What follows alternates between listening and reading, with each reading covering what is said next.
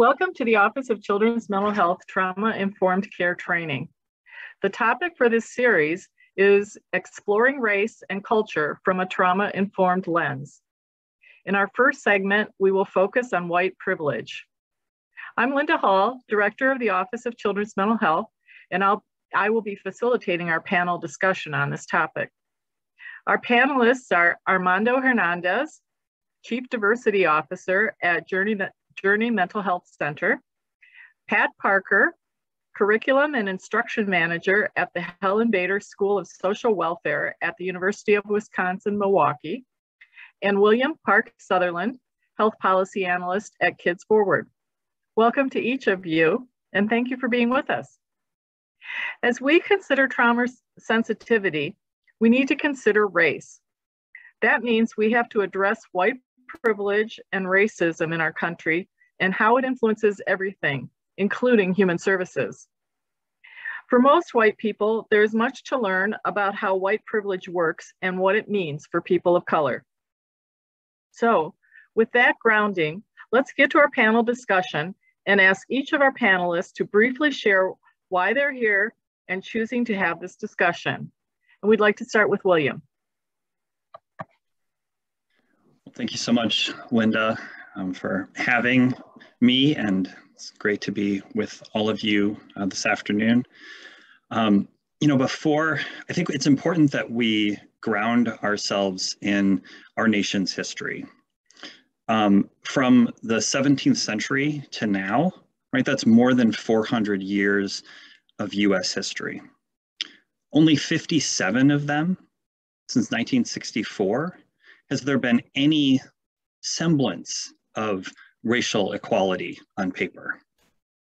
And we all know that that doesn't take into consideration the war on drugs, mass incarceration, recent efforts and past efforts to dismantle voting protections, disparate health impacts. There's a long history that we need to be honest about.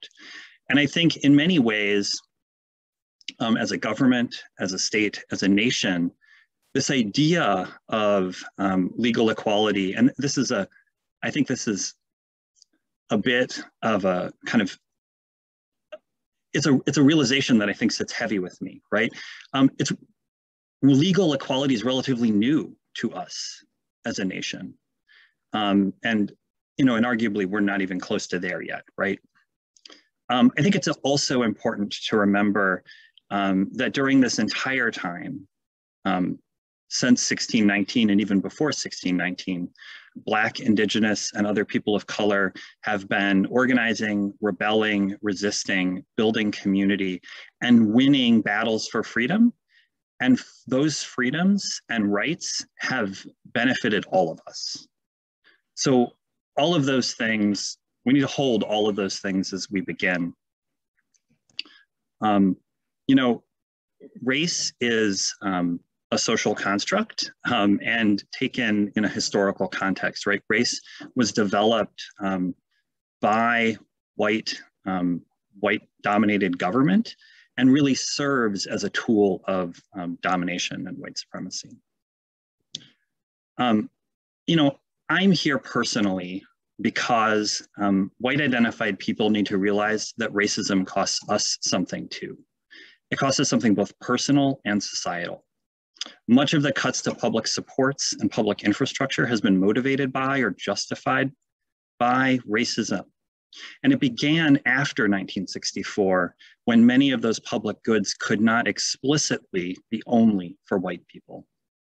And in this dehumanizing process and in this cutting process, white people lose some of our humanity as well.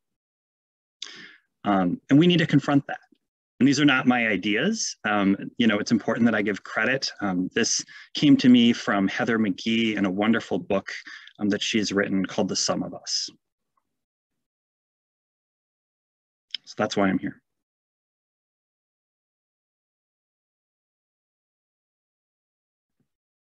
Thanks, William. And we will go on next to Pat. Pat, I think you're still muted. Thank you, Linda, for inviting me to speak here. And thank you, William, for starting this out so well and so eloquently. Where I'd like to pick up is actually prior to 1619. You see, I have a real holistic view of how we got to this mindset. That probably is my, my training from way back, and how all of us, including white people and people of color, were propagandized to think a certain way about who we were. You see, way back with European imperialism, it was financially beneficial for European countries to kind of establish this false hierarchy of human beings. It reminds me of Animal Farm, how some people were more more animal than others. There was a view that some people were more human or higher on the hierarchy of human being. Now, this really contradicted with how the church looked at how people were created by this wonderful creator God, and we were all his children. However, when Christianity began to spread and falling in line with some of the colonial viewpoints of the European empires, there was some compromise that began. And that's where I'd like to pick it up, Linda, if that's okay. So this colonialism, I want to share with you, is a practice or a policy where a powerful country called a metropole or mother country directly controlled less powerful countries and used its resources to increase its own power and wealth and status in the world. It was through the system of colonialism that European countries gained political control. By 1800, European countries had political power and territorial control over 35% of the world. By 1914, they had colonized 84% of the world. There are two types of colonialism. It's kind of started off as that exploitation kind of, we want to come in, get resources, get out of there. And the church wanted to come in and become missionaries and save all of these people. But they, for the most part, left the governments in place. But when they realized they could get more power by keeping resources and taking over the land, free labor, that's when we went to the settler colonialism. And that type of colonialism meant when the settlers came in, they stayed, they took over, depopulated the land so that they could take the land, or they enslaved the people so that they could have free power. It is through that particular approach that what William talked about, that whole mindset of a hierarchy, and it's okay for some people to think they're better than other people. And there's that supremacy, that idea that I can treat you in inhumane ways that are against my own moral code because you're not quite as human as I am.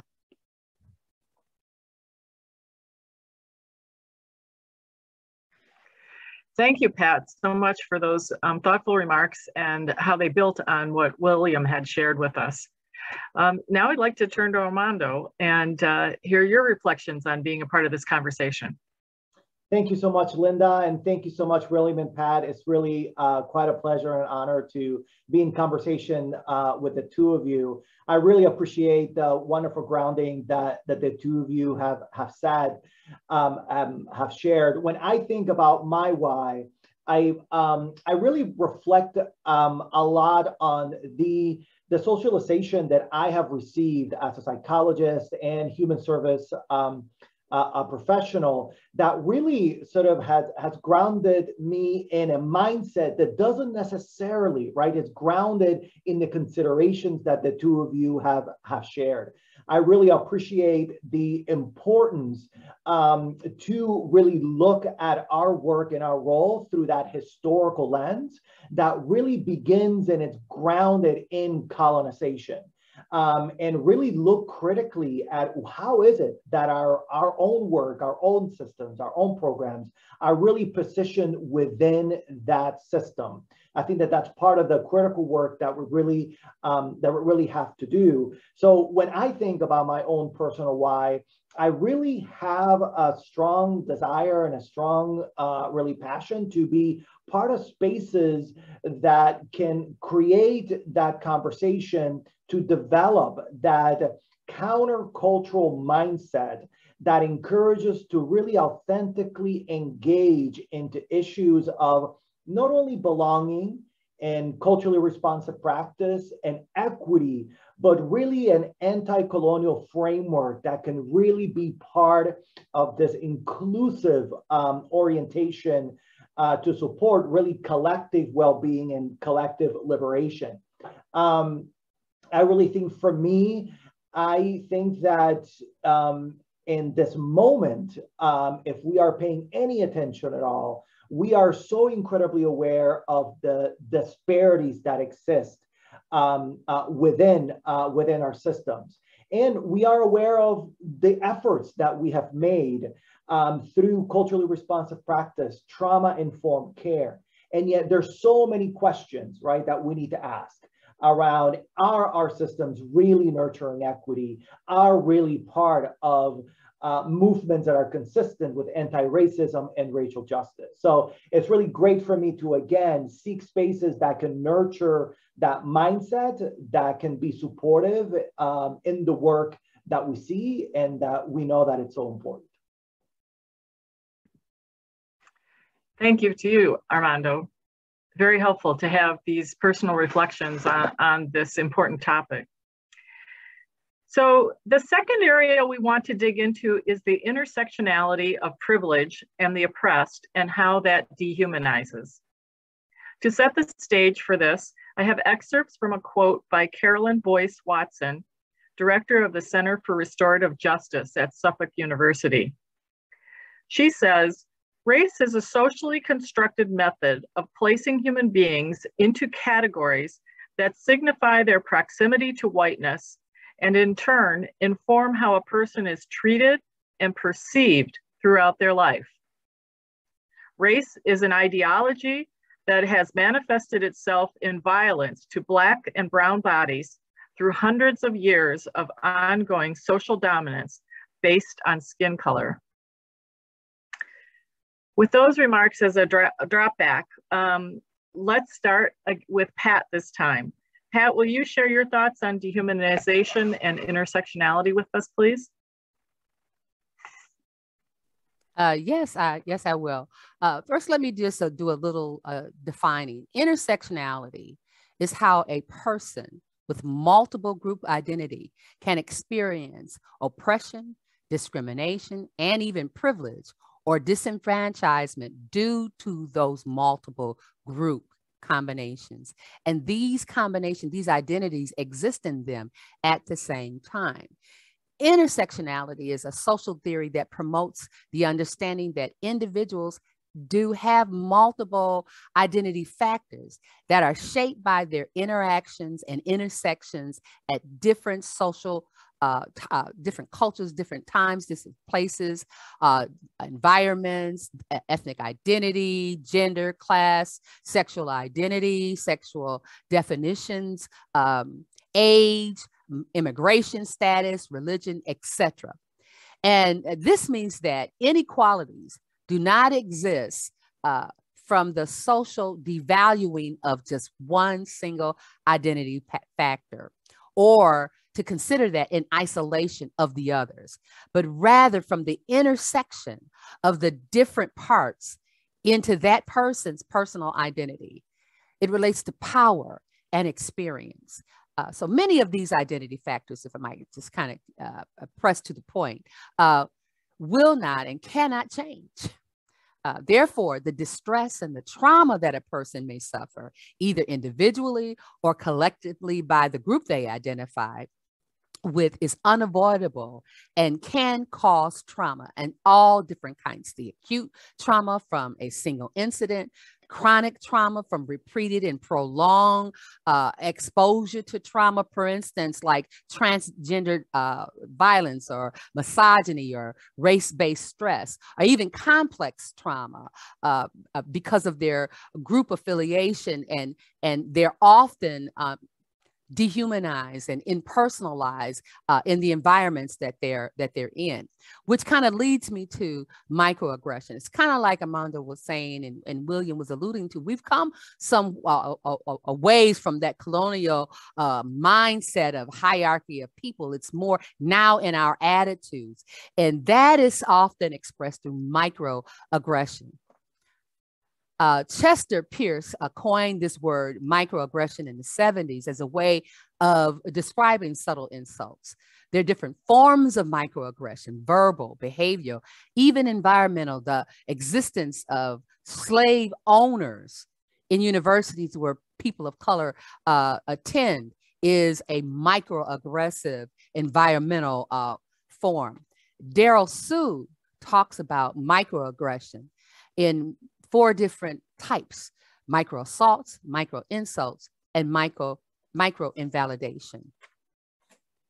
There was a study done at Rutgers University in 2019 where youth between the ages of 13 and 17 were surveyed. It was about 101 of them. And they reported that they experienced microaggressions on an average of over 5 times every day, both personally and vicariously and virtually through social media. Race-based chronic stress or weathering has been known to cause inflammation or chronic diseases in people of color, and has been verified that is one of the reasons there's high infant mortality and maternal mortality with women of color. Race-based stress can have a negative effect on the life and lifespan of women of color because of microaggression. Thanks, Pat. William, would you like to continue? Thank you very much, Pat, for grounding us in intersectionality and the impact of microaggressions. You know, and I don't want to say, I don't want to take up too much space on this topic, but I just want to say one thing to remind white people that, you know, if you are being called out for microaggressions, I want to reframe or offer a reframe for how that feels. Because I know that we can often get defensive and try to explain away and focus on our intentions and not acknowledge our impact. And as Pat said, you know, study after study shows the impact of these microaggressions and micro insults. And one really important thing that white people can remember is that when a person of color takes the time to point out where you have engaged in a behavior that was a microaggression, they're actually giving you a gift. They're giving you the gift of trust. They are trusting you enough to tell you that, to be vulnerable enough to tell you that, and then trusting you enough to think that there's a chance it might impact your future behavior. And so if you think about from kind of an intersectional lens of privilege, the trust and the faith that's being put in you by somebody wanting to confront you about those actions, maybe you can think about them differently. And the more intentional you think about your behavior, you know, the less often we can make those microaggressions and micro insults. Thank you, William, for those perspectives and that reframe for us. Armando, we'll turn to you next. Yeah, so as I'm hearing the two of you, I'm going to a little bit of a personal space in terms of curiosity around, particularly for you listening to this conversation, how do you receive experiences of oppression and dehumanization? What is your fundamental response when that comes across your life? Maybe obviously through a person's story, a consumer that you serve, family member or loved one, sometimes through media or a narrative shared through a movie. What is our emotional response? And I think it is important to recognize that it's hard, it's complex, it's difficult. It could be heartbreaking to really get a bit of a sense of what it means to be Black day to day in our society. A little bit of a sense. It is difficult. To what does it mean to be on the receiving end, to how to understand that our whole society has not been designed with our interest in mind. And that often when we are in that space, and often when we're in the space of having to respond to it, we often just very quickly go into a response of problem solving. And what I want to suggest is that an important first space is one to simply see, acknowledge, and just to have an empathetic response. That often what is really most hurtful in those situations, as William was talking about, that we are responding to a situation that not only as I am putting forth and saying, hey, the impact of what you said was hard, but then that I am judged, that I am excluded, and that I am not seen, that my emotions, which might be completely different, my take on our current reality might be different than yours, that's not seen and is invalidated. And we know how important having an empathetic response is in our work as human service professionals. So it's really important to, again, to begin with that place of acknowledgement as the first step to then continue the dialogue and move forward. Thank you, Armando. So in the time we have remaining, we'd like to discuss deconstructing whiteness. There are so many topics we could address here, but let's focus on the power and the privilege of that whiteness offers. And in this section, we'd like to start with Armando. Armando, can you share your thoughts on power and the privilege that whiteness offers? Thank you, Linda. So I think it is an important next step to take to really ask the question of how can we skillfully and effectively navigate many of the things that we have been talking about here. And I think that what we know, and it's so important, that we need to, and that idea is really so important, that we need to deconstruct what whiteness is, the role that it plays in your life. I always feel that if you live in the United States, you always have a relationship to whiteness, whether you identify as white or not. It's something that we have to navigate in one way or the other. But one initial step that I think is really important, and I wonder right now, if I were to ask you, what is your race? How would you respond to it? You know, would you feel comfortable? Would it fill you with tension? Would you feel put on the spot? What is your race? How do you identify? Have you taken the time to explore what that is? A follow-up question may be, what do you think opportunities have been provided in your life because of your skin color? Again, it's a fairly straightforward question. Do you feel that your skin color has offered you some particular opportunities in your life that others may not have received?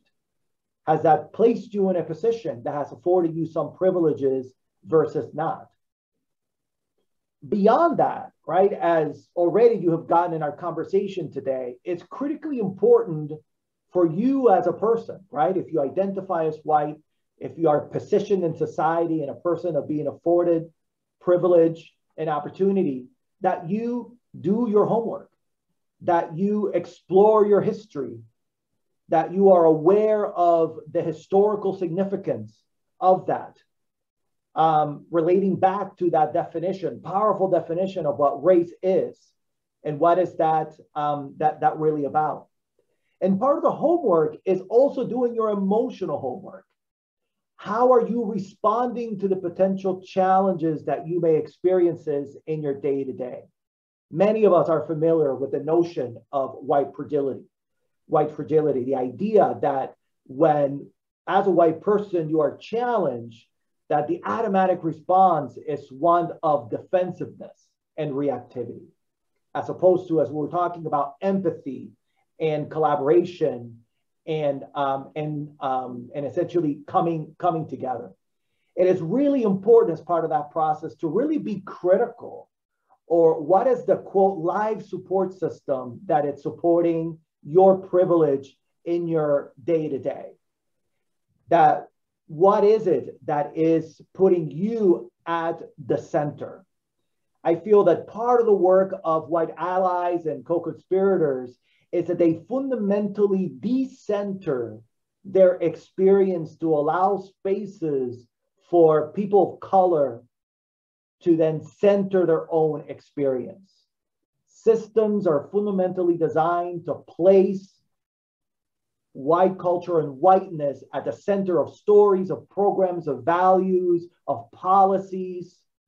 And that work, for me, I find a lot of resonance in how am I decentering myself to then placing at the centers individuals that I'm coming into contact with, particularly when those individuals are members of historically oppressed groups on the basis of their race, or maybe other factors as well.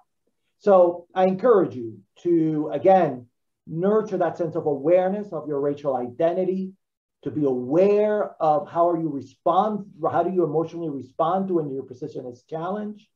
And if you resonate with the ideas of being anti-racist, of being equity-driven, that fundamentally takes a stance of being decentered and allowing space for Black, Indigenous, Latina, and other people of color voices in the spaces that we work.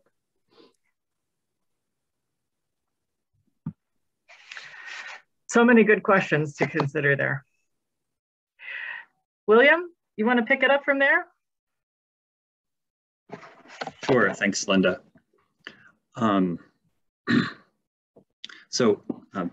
Thank you, Armando, for the challenge to white people to try to decenter ourselves. When I think about whiteness, I think about systems of power, and a system of power that directs unearned virtue and grace, and the benefit of the doubt. And he's just, he's just a young man and we don't want to ruin his life. And this kind of empathy and individuality that Armando was talking about, that by default gets granted to white people. And so very often doesn't get granted to people of color. And I think that challenge of individuality when we talk about whiteness as a group is really hard to hear, because we are racialized to have an individual identity, and an individual identity that is almost invisible to race. So when Armando challenged white people who are listening to think about how you would identify, that is a challenge to lean into the truth that white people are also members of a racialized group, and that whiteness and white supremacy, in fact, did that too. And that we can move forward by stepping back sometimes.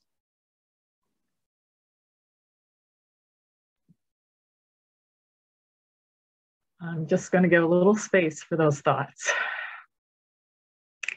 So Pat, we want to turn to you. You take it up. There's not a whole lot I can add to that, but to say, reclaim your own humanity. It was taken from you by people who saw wealth and power above humanity. You've been propagandized. It's kind of not your fault, but now that you've heard from these gentlemen and you realize now this is back on me, I say, be comfortable with being uncomfortable and reclaim your humanity. Some personal growth really does lead to being more other-minded, looking at the world through somebody else's lens and not feeling blamed, but feeling humble and honored that they would share that with you. Dr. Melanie Turbalon, who coined the phrase cultural humility, advises us to stretch outside of our comfort zone and listen to BIPOC people, listen to them speak. And what she says is listen as if the speaker is wise. That's what I would say. Thank you, Pat. And thanks to each of our panelists for sharing of yourselves and your important insights. Viewers, we welcome each of you to reflect on what you've heard from our panelists. And there's a lot to do as individuals, and every step matters. Paul Kivel in Uprooting Racism sums up this conversation nicely by saying, when confronting the reality of racism, many people, especially white people, become sad, angry, overwhelmed, anxious, and passive. They wait for someone more qualified to step up. But there is no one who can take your place or do your part. As others have said, your imperfect words and actions are better than your perfect silence and inaction. So thanks for joining in this discussion with us.